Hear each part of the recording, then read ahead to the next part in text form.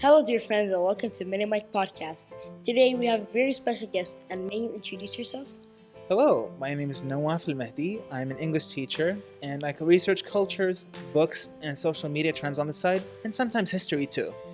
Ooh, well, why do you like reading newspaper?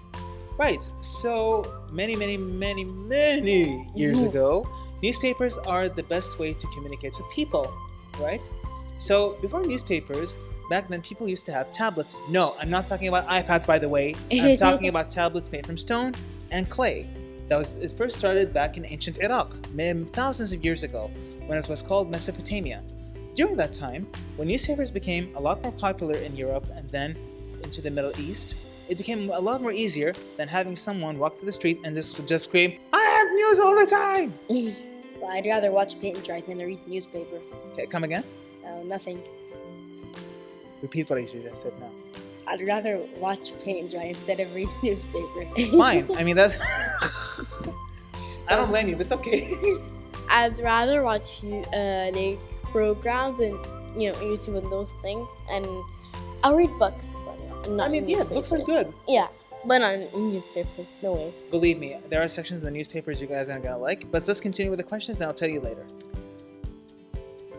Well, do you like Arabic newspapers more or English ones? I mean, I like to read both, but I just prefer English because they use very colorful language. Well, do you read newspaper every day? Back then I used to, but now I try my best, like 75% of the time I try to read as much as I can.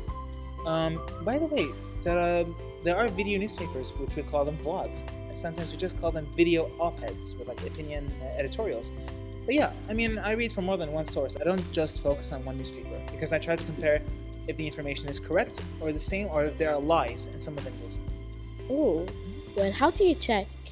Okay, so there's a way that we use in English and journalism classes. We call them fact-checking. Fact-checking, like you need to make sure the information is correct.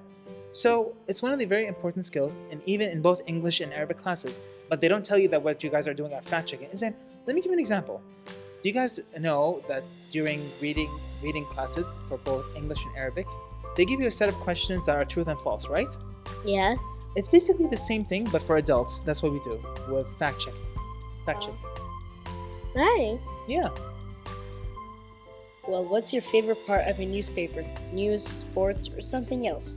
Okay, so basically my favorite parts are number 1, business, number 2, crime and law enforcement, and the police statistics, police and crimes, and number 3 has to be politics and economics. Wait, Nawaf, what is that over there? Where? Sorry, but you have to go now. You're a strict teacher.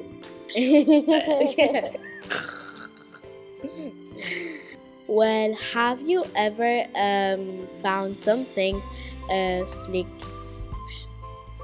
surprising? Okay. Well, have you ever found something surprising in a newspaper? Define surprising. Like, is it shocking or funny or bizarre? Let's say scary. Okay. When the avian flu came out and the swine flu came out and then COVID. Oh. And actually, now there is a new thing came out. Monkeypox. Yeah, there we go. Okay, so we know that chickenpox exists. Then we have monkeypox. What's next? Dolphin pox? Whale pox? Well, they say monkeypox came from me. I mean, yeah, you're kind of funny like a monkey. But one with wearing glasses. Everyone said that to me. You're kidding. But now, friends, we're just gonna go for a short break and come back. So, see you after break.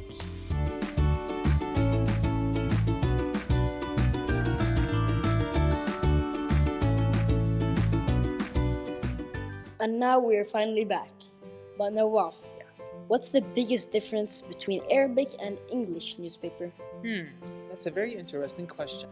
Now, the Arabic language, historically known, it's mostly used for poetry. So when we use it to write newspapers, that's just my opinion, it's very colorful, but sometimes some words can be a bit more difficult to digest. Also, some words in English have a very hard time to translate it into Arabic. يعني for example, the word ascenseur, حمد كلمة ascenseur, what it means معناها elevator صح ولا لا؟ Yes. It's a French word. Either elevator or lift. Yes. Wait, elevator is a French word? ascenseur, from the word ascenseur. Yeah, so we say it because it comes from Egypt, because Egypt used to be a French territory, a French colony at the time. And also Lebanon. Oh yeah, absolutely, yeah.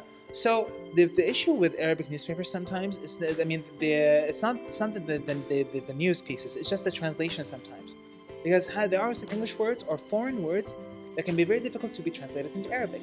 But with English, it has the same issue sometimes.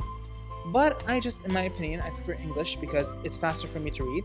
And with Arabic, sometimes it can be a bit loaded and it can be a bit heavy to read. Yeah, because the words are very small. Yes. Well, in English, I just read immediately, like, Have you tried rapping like Eminem? Yes. Because I used to do that during reading comprehension classes, and the teacher would tell me, Nawaf, please slow down when you read the news. Me too, actually. Well, is it harder to read the news in Arabic or English way? I mean, it's easy for me to read, but I just prefer to read in English. Why? I'm an English teacher, duh.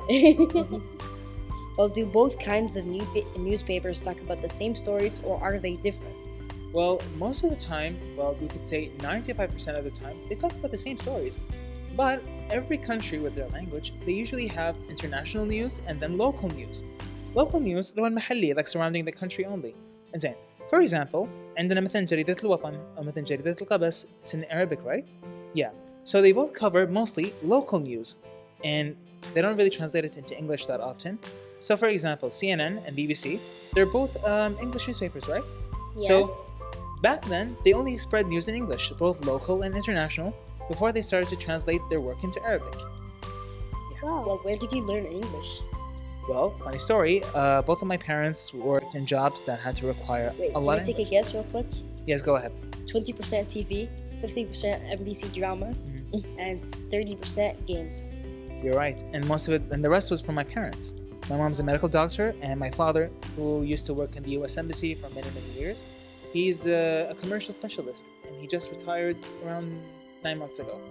Wait, did I just say NBC drama? Yes, he did. Yeah. Oh, that's Arabic. Oh my god, I actually No, believe it or not, I used to watch NBC too a lot, and I used to read a lot of stories. And I mean, my parents sometimes would put competitions on reading newspapers and books between me and my siblings, and she would say, "Okay, whoever brings me, reads a news article for me and then summarizes it for me in 4 or 5 sentences, will get extra 10 minutes on TV." Candy. Yeah, candy is also like my dad would sneak the candy in, but the TV, my mom. Yeah, don't tell your mom. Here, candy. Where is it? I don't see it. I already ate it, sorry.